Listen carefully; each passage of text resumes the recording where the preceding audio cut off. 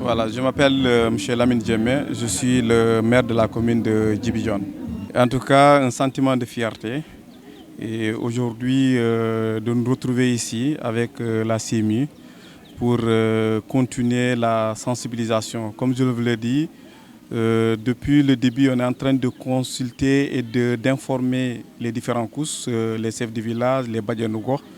pour un enrôlement massif. Donc c'est ce qui est en train d'être fait au niveau de Djibidione. Aujourd'hui, nous constatons que ça s'évolue. Au moins, beaucoup de gens sont en train d'être enrôlés. En tout cas, nous, ce qu'on peut faire au niveau de la mairie, c'est la sensibilisation. Essayer de regrouper les chefs de village, de les sensibiliser sur l'importance de la CMU. Parce qu'aujourd'hui, quand vous avez une malade, aujourd'hui, la CMU prend peut-être les 80%, et que le patient paye que 20%. Ça, je pense que c'est très important. Dans une zone où on est frontalière avec la Gambie, dans une zone où peut-être les activités économiques sont en baisse. Donc aujourd'hui, je pense que c'est très important pour nous, la population de Djibidione, de pouvoir s'inscrire en masse pour pouvoir en bénéficier de cette offre. Merci beaucoup. En fait, je m'appelle Moumoudou Djidjou Difoussi. Je suis juriste conseiller technique du ministre des Transports terrestres et aériens. Je suis là à Djibidione aujourd'hui pour accompagner l'association des ressortissants de Djibidione dans leur journée de consultation gratuite qu'ils ont organisée à l'attention de leur population. Et comme c'est une opération de réconciliation, puisque c'est des populations véritablement désarticulées par la violence et surtout quand même les conséquences des cultures illicites dans la zone. Nous sommes en train de travailler pour leur redonner confiance, rétablir exactement l'équilibre en eux, qu'ils puissent quand même se sentir sénégalais, puisque la majeure partie des populations ici ne se considèrent pas véritablement comme des Sénégalais, puisqu'ils font tout en Gambie. Jusqu'à même à la devise, c'est la devise gambienne qui circule dans la localité. Et généralement, ils ne réfléchissent que Gambie. Mais depuis l'avènement de cette alternance, nous sommes en train de retravailler ces populations-là, essayer de voir si on peut engager une rupture de comportement de sorte qu'ils puissent quand même se sentir encore sénégalais. C'est pourquoi notre présence ici. Nous avons constaté qu'elles ont compris de quoi il s'agit. Et je pense que les prestations de cette mutuelle-là pourraient participer grandement quand même à rétablir leur dignité, leur citoyenneté sénégalaise. Puisqu'il s'agit ici de donner une caution de 3 500 annuels après avoir fait une adhésion de 1 000 francs. Et à chaque fois que vous avez quand même une ordonnance, c'est la mutuelle qui prend les 80% et vous ne supportez que les 20%. C'est pourquoi nous lançons un appel à l'endroit de toutes les populations et puis nous en ferons quand même notre propre affaire pour conscientiser les populations afin qu'ils puissent quand même s'approprier de cette offre-là, pour qu'ils puissent en faire quand même une opportunité pour quand même la quête de la santé, l'accès aux soins de santé primaires dans le département du département, puisqu'en fait c'est une mutuelle communautaire. Voilà à peu près ce que j'ai à dire. Et puis je vous remercie encore une fois quand même de nous avoir rejoints quand même dans nos travaux. Merci beaucoup. Voilà, njomde safou linje karesom Lamine Djemé et manilako amerati commune ati Djibidione. Voilà, kanum kan ke soumay kanum manje kemek parce que je pense que c'est la première fois que l'équipe mena Diolo di Djiriboru aussi avec Bignona TV donc kanankan ko kontan kemek parce que jaat permettez man population e burom engolen e manje buronde jaayano parce que semi kankan wax wonu manje wa jakke fanfan pour isuke parce que jaat awlake tate panu juk ananu manje jout panajo hôpital des fois les analyses manje yok bi 200 000 300 000 ni ken o fangole tangol na teboro donc mais abadjaka kartak kola panu juk simi e ngaja 80% wana ci laaje be ciame pamfang man yuklene puisque nous manjama mati que sumutek wax wonu manje wa mancewt di anaw donc ukan manu nokendi semi mambi kajondi ngole rambeni aw biyok be dimbayoli di bukana koli donc mokane njombe e law bukanak burom kati population eti Djibidione ku seka kuni fanak burom man anosani angolen anoken parce que wax wanu manje wa jakke fanfang wa fonu manje wandi karamben bukana kanu manjum nen wuli babe kanu manjum bu les fonctionnaires ku jupot ku roka kati mansa ku jupot fu baja fu jot de jowe ci laf donc bu baja ja yopene ngonne pakeno la di silem sikien pan juk atien jout mais eja hôpital c'est parce que abajit les moyens mais tan waru cham wili ku ngarja si keme son tok di si fi awnu cham ko si keme si gaba donc panu juk panu ngon wocci li manu jo mokani njom de law bu kanak manji continuer sensibilisation e bu kanak buram di ko ngolen ko jok man anosani angolen anokendo di si me ci la voilà fu jum fu ci la fofu la ko ne mani regi meno rek tanu sani tan anami woli jinga ngar responsabilité ti panji wonko bu kanak man ngolen u expliquer anosani na ngolen a jam donc pour preuve ji jenjo tate be beuy peung c'est presque à 4 km de la Gambie. Donc, quand il y a aussi les chefs de village qui ont expliqué beaucoup de choses pour que pour man parce que tak mu jimbu kan kan manje kala ke Gambie simit soni si feji be si baati donc kula ko bo wano sani donc lallo dia économiquement c'est difficile donc rillo dia obe jout ni cien pana yofor bi ko jouté galé no parce que il n'a pas les moyens donc mo kané pas expliquer manku wocili manku noken manje be kané les ASC aussi ou ko kasankene di les ASC aussi pour manku ngolen ku namro di sensibilisation pour l'enrôlement et le semi mo kané wuli joja so fait fanfang pour mam kana ko leli buron ku ngolen ku kan enrôler. Assalamu alaikum, je Karesom Momodou Diédhiou du ko comme Foussi ni la ko conseil juridique conseil technique du ministre des Transports terrestres et aériens ni jo babé pour accompagner l'association des ressortissants de Djibidione di les journées de consultation gratuites sans co-organisées à Djibidione ni jo au nom du ministère est un fils de la localité et accompagner l'association. Man Ikambour Babé di la mutuelle communautaire, la mutuelle de santé communautaire de Bignona. Di kanwanuma manje wa jake puisque paramben bukanak e jaay di hôpitalus be ka sonte norak puisque boroka bano sam banon du bom fo muju te jaat e jaay hôpital kankan wa fonu manje wa teñé bajuto jaat ni ken pour mu jaw hôpital teñé e urudi kan wa name di framben fa baje sembe fanu manje uriben jaajak pampureni di jaxala yanu manje ya jupe ya namum nen d'abord jaay juka médecin et ensuite un homme ordonnance je pense que manku expliquer ñayno kanak jajar manku jaw ku lofi du ku noken parce que si keme fu tok di sigaba mi tay e njaat awbe kanoken di kana awbe sen keme sigaba u jaw jaat hôpital e wanu ware mu cham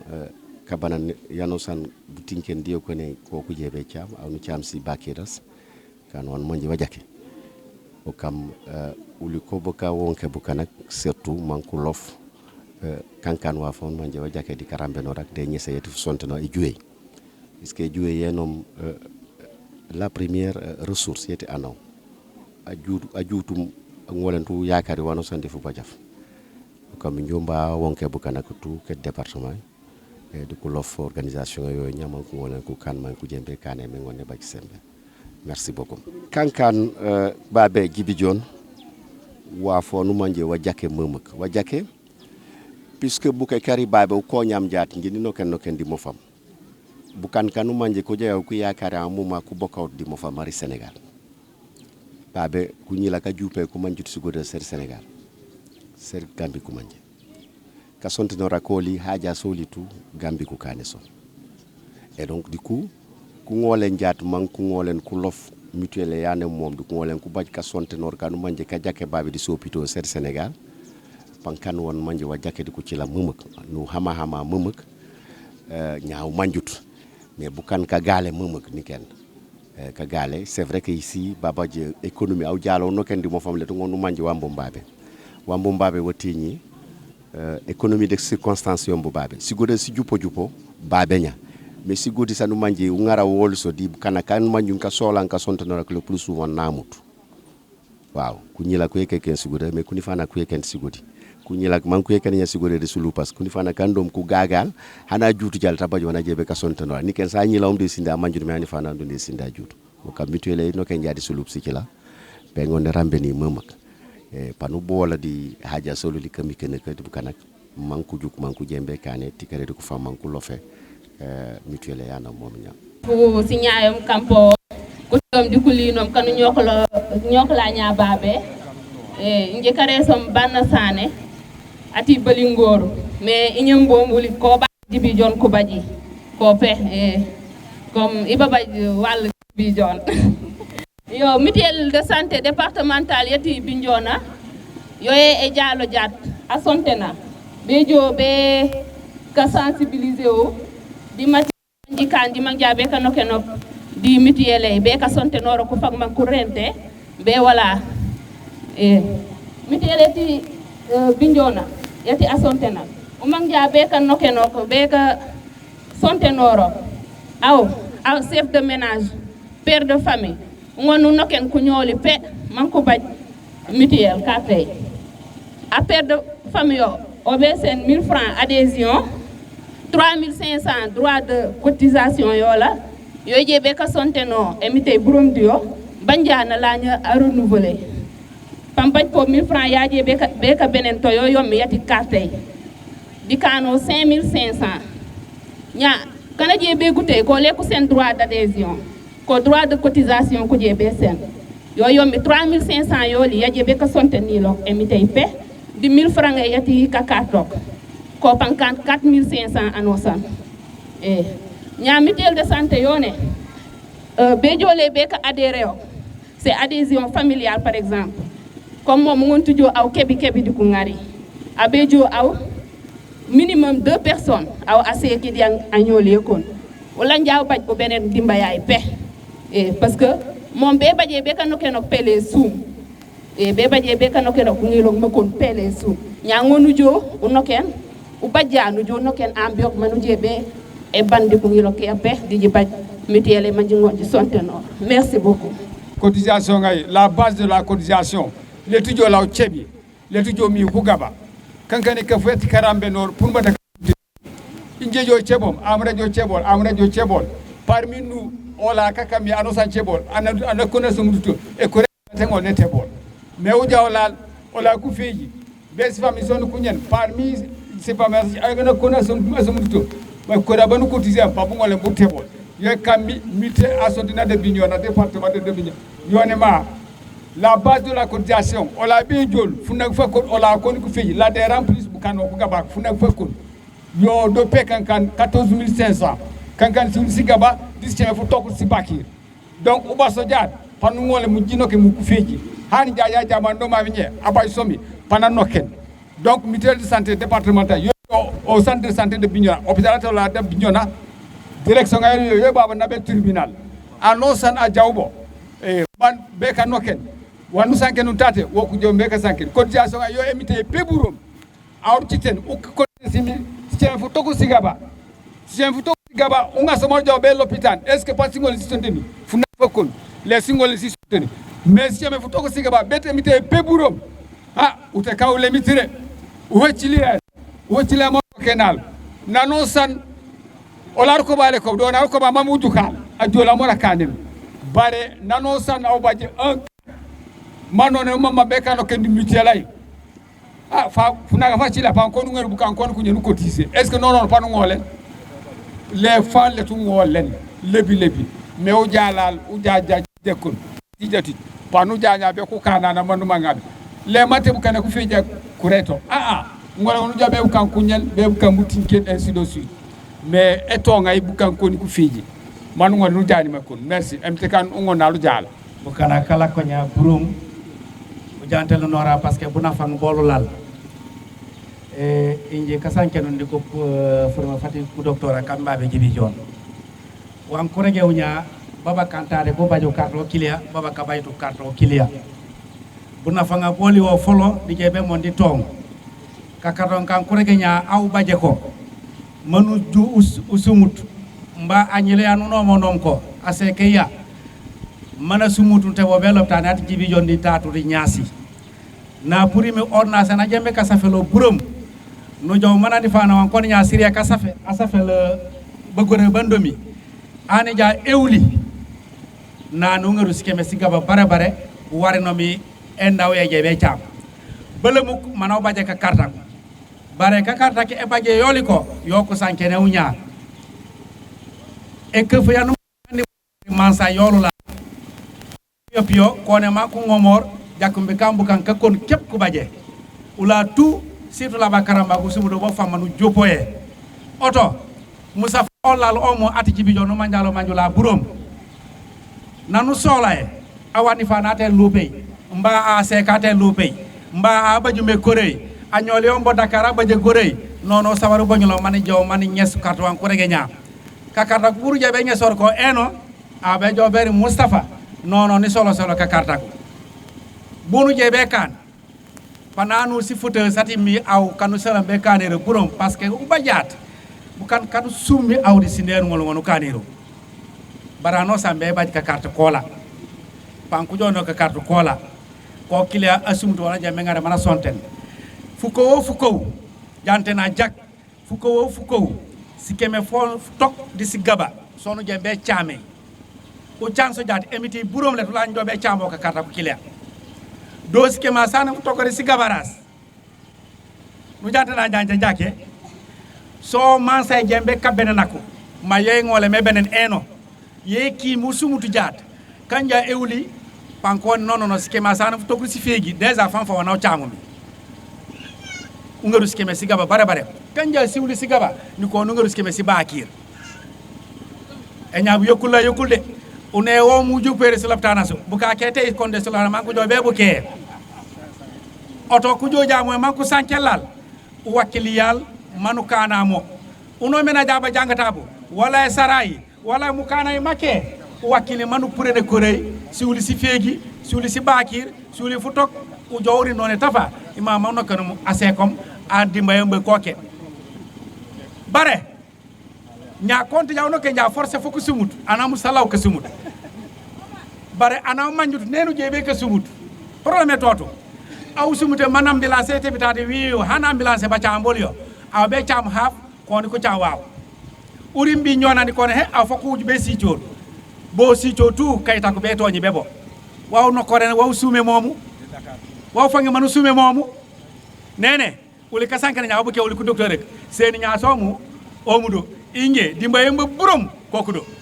oto kanja bebe ni kep eran bebe kep uli let no kenen bare bu nafa nga bandum baba sembe memek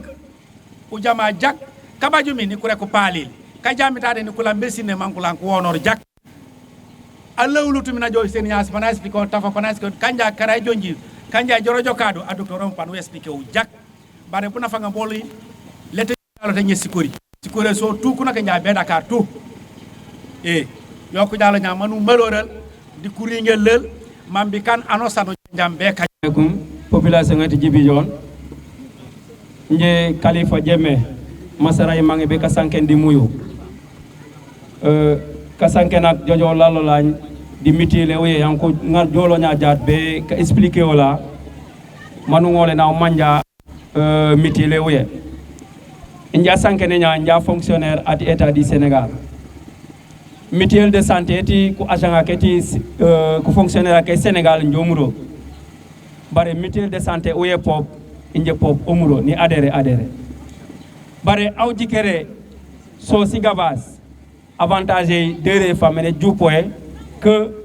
mutuelle les agents de l'état parce que ana malaje nam aw rek uli mutuelle agent de l'état aw sumute manku safele ordonnance kanja 10000 kanja civil sigaba aw wili nu jebe ko de ku cham wili leng fano sani aw calculer emite do jupo momo ban wonu bajem dere danu manje wonu lu senem titititi nyona manikane analyse e ware cham wo wuje civil si baki sefa bare nani nokenu mit enda carte mweti mitele wani cham kankan si keme soni fu tok di si baki di kabana soni cham donc avantage que le momo mo kane njombe rek bu kana jibi jon abe bugala bu jupo bugala mambu juponya kena di mitele uye man anosani kajam usumutuja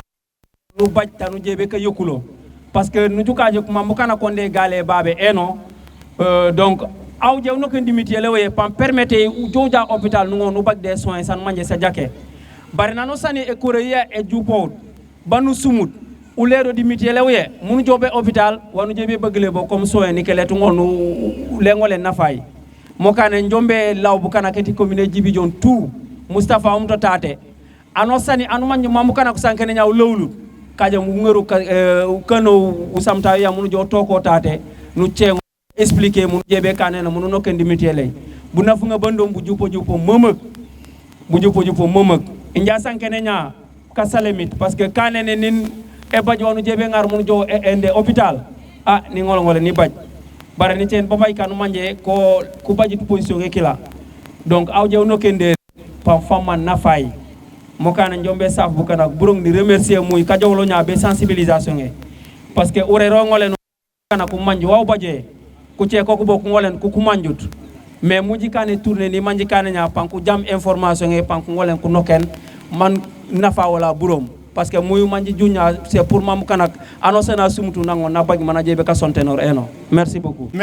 inye kane som Omar Diémé est-ce que c'est que ni kine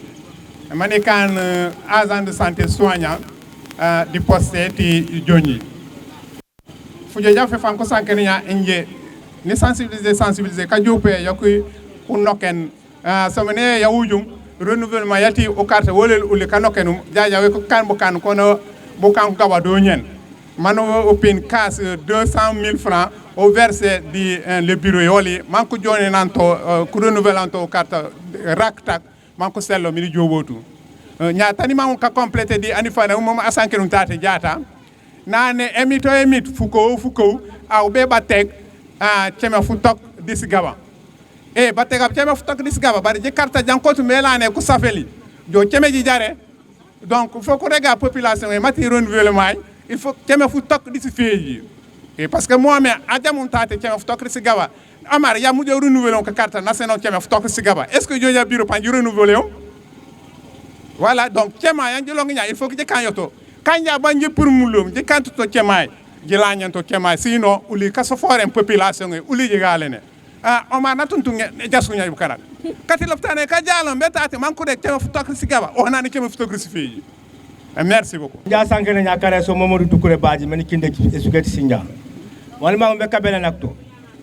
Di le groupement set ku seka kiti sukas. Groupement ya no sane pare be kanu kala di mitele. Jartu mene déplacer. Wonko Moustapha ul pano yuto mun yaw toki bob kana tande sukayoli. Manu jone ni wayta woli woni mango be keuri ngene ak di moyo bari podi groupement circulation information jembe senato yonom groupement yebe cadre adhésion yokon yetti 1000 francs ban jall ko cotiser fuko keme fu tok di sigaba yoni mango be keuri ngene ak mati mbi keurum topor ansane sukelo sane yam mango contacter Moustapha équipe bena joy toki bo mala jole ni wayta woli Jom de sa population e Djibi Dione la commune Djibi Dione jom de sa fu ñikare so Mariama Diémé mine yabo Djibi Dione ni cin Djibi Dione donc jom de sa fu buron tout vraiment e jole yolu nu kontani e kanul kan ka soumay yo jom de re ku palon ku sek mati bu ka jolo ñabe tate ku jolo jo pour be karambe kati ku sekak kati soukey ku sekak kati la commune ku sekak kati population e brom ano sana kama sek ande bajeta nyilaw umang jafu yo la fia buku nu joberi Moustapha Badji Djibi Dione pana seni ka karta ku ndefa nga sanker nyani babaji ko u jojabe hôpital nyila ya jute wan waren mu cham 5000 u jojabe hôpital ba jakarta ku bu cham ko 1000 francs donc ka karta ku rambe mbu kanak ji sabari ku sekak manjungolen di ñes ka karta ku kankan fu yolen folu pour kajom wan waran anina waran ma seni civilis gaba leta seni enomo na seni mana gumbul raru na kansi haja si tiem pour de lu pay donc wanu sabari ya way manji rambe no rakus nine nu rambe ku tawala banji ngola jinyes carte o nyamane ku nine muy fanan ji ngon ji rambe ku seka ko man ku ngola ku baji carte o nyamane njom de sa population o burom wassalam. tey dañoo ñëw Djibidione def fi benn caravane de sensibilisation pour mën a waxtaan ak population bi waa waxtaan nañ ak monsieur le maire on a parlé aussi avec le médecin on peut le dire comme ça le chef cabinet aussi du ministre on a pu parler avec lui aussi Yankuba Diémé il y a aussi Lamine Diémé qui est le maire de la commune de Djibidione on a pu aussi parler avec lui waaw am nañ tamit suñu quelques bénéficiaires yi nga xamante ne def nañ témoignage bu am solo témoignage bu important ci mutuelle de santé bi ñu ngi leen di remercier bu baax a baax alors Djibidione ñoo ngi nii ñëw nañ ñu ngi leen di sant di leen gërëm ñoo ngi demaat ci beneen commune ak yeneen population ak yeneen bénéficiaires ba beneen yoon